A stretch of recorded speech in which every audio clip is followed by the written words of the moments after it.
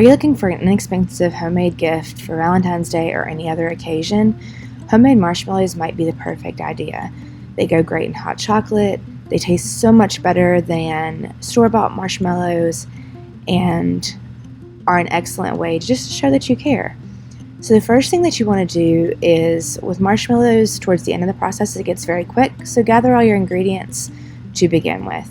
You want some vegetable oil for greasing your pan, 4 envelopes of gelatin, 1 cup of water, 2 cups of sugar, a cup of corn syrup, a 4 teaspoons of salt, a teaspoon of vanilla bean paste or vanilla of any description, and then a mix of a cup of powdered sugar to a cup of cornstarch for later on in the process.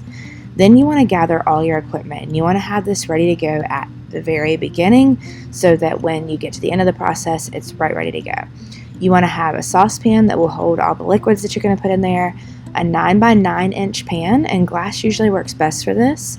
You want either a stand mixer with a whip, or you can use a hand mixer, it's going to be a little bit tougher, a rubber spatula, a sifter or sieve, cooking spray, and a thermometer that will reach over 300 degrees. So the first thing you want to do is get your pan prepped and ready to go. And so what I like to do is just lay your pan on top of some parchment paper, cut in from all 4 corners with some scissors. And then you're going to spray your pan with cooking spray. And then you just press your parchment into the pan, and those corners are going to help you be able to press those in there. And then just wrap the corners around to make it fit tightly. And then you can also spray the parchment inside if you'd like to. I generally don't, just because I don't like the marshmallows themselves to be greasy. You can also cut a little bit further into the corners once you get inside, just to make sure it fits tightly. Okay, then you want to prep your gelatin, and this is going to happen before you make your syrups or anything. So you're going to take a half cup of water and pour it into the bowl that you're going to use to mix in. The stand mixer works a little bit better for this because you're going to need to hold it still, and we're going to be putting very hot syrup into it. And then you're going to sprinkle 4 envelopes of gelatin over top of the water as evenly as you possibly can. This is a process called blooming, and it's very common with gelatin. And then we're going to prep to make the syrup. So you put the remaining half cup of water, 2 cups of sugar, and then 1 cup of corn syrup. And the corn syrup is going to keep the sugar from being grainy and just kind of help everything stay together really well. So now we're going to cook the syrup together, and you just stir that until it's combined a little bit, and then after it's combined, you don't need to stir it after that. You're going to cook this until it gets to 240 degrees, and it's going to take a little while. What ends up happening is water boils at 212 degrees, and we're trying to get this to 240, so the water has to evaporate out of this in order for it to reach 240 degrees. So it's going to take a little while.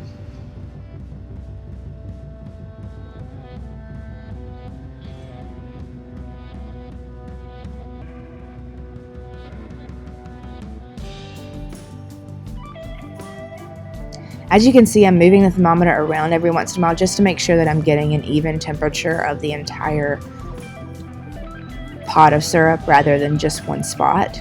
And you always want to make sure your thermometer is not touching the bottom of the pot, because then you're measuring the hottest part instead of making sure that you're getting the entire amount. Once your temperature hits 240, you're going to pull it off the heat and then pull it over to where your mixer is. Notice I've got a hot mat on the cutting board so that I'm not burning it. Then you're going to bring your syrup back to your mixer, turn your mixer on low, and the gelatin's going to look really weird at this point in time, but you're just going to very slowly pour your syrup down the side of the bowl until all of it's been added. You're just drizzling that in. And we're keeping this on low to begin with because you don't want to fling hot syrup on yourself. If this stuff sticks to your skin, it's very, very hard to get off. It hardens like candy on your skin, and it's like pulling off hot glue. And so you want to be very careful and avoid pouring onto the attachment, because that's just going to harden onto the attachment and not integrate in. So your goal is to pour between the attachment and the bowl itself, or down the side of the bowl.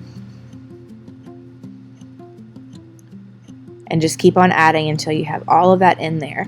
And then as soon as I've poured all of that in, I usually go straight over to the sink and run water as hot as I can get into the pan, just to make sure that I'm keeping that syrup dissolved rather than letting it get hard in the pan.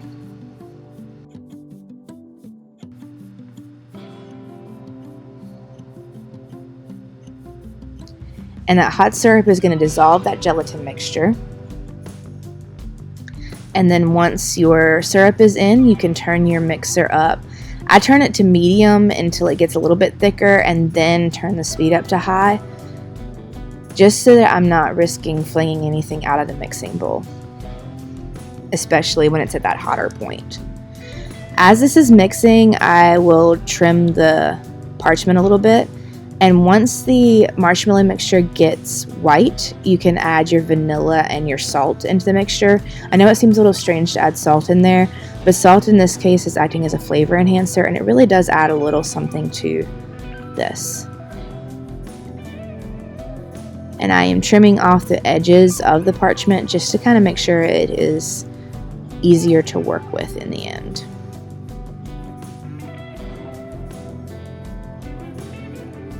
You want to whip this until it's really thick and white and fluffy. And as you noticed, I lifted that out and the marshmallow kind of flattened right back out immediately. You want it to kind of hold its shape when you pull it, and so you're going to keep on mixing it until you can see the lines start to hold a little bit. So you'll see some trailing in there. So notice that you can see lines that are forming and strings forming, and that's how you know that it's getting to be done. So it's going to double in volume, but you're also looking for that thickness to be there as well. So when you have done, when it's gotten to this point, you're going to spray both sides of a rubber spatula with some cooking spray and use that to scrape this into your pan and get it as evenly as possible. You want to work really quickly.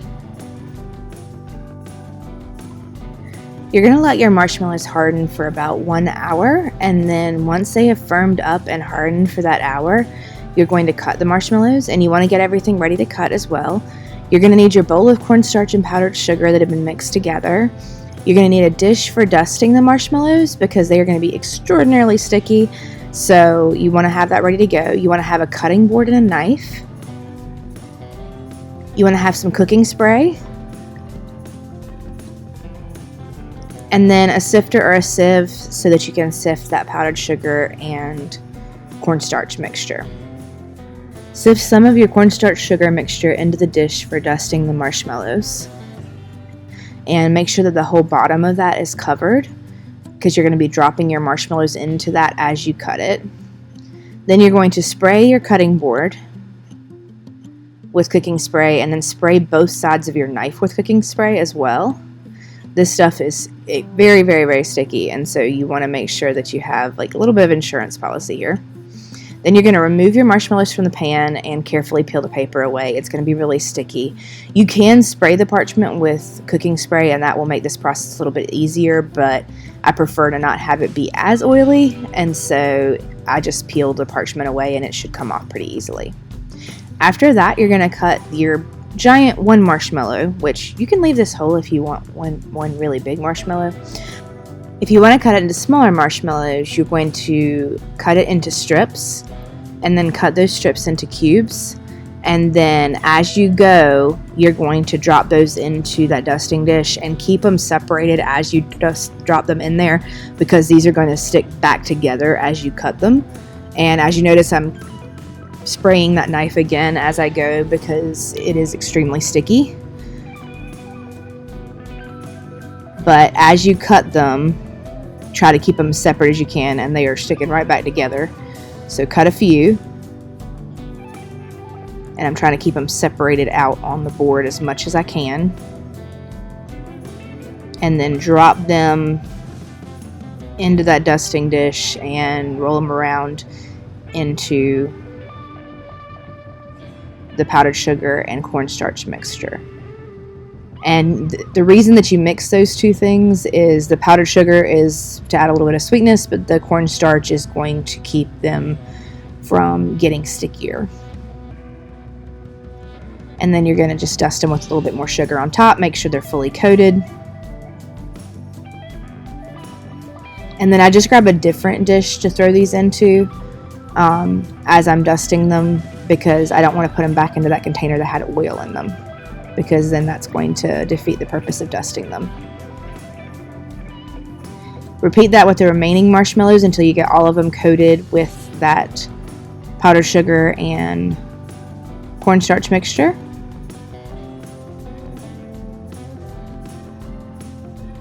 And then what I do after I've completed that is I take all of those and run them through a sieve just to shake out any of the extra powdered sugar mixture, just to make sure that whenever people use these marshmallows that they're not getting a whole bunch of extra powder on there.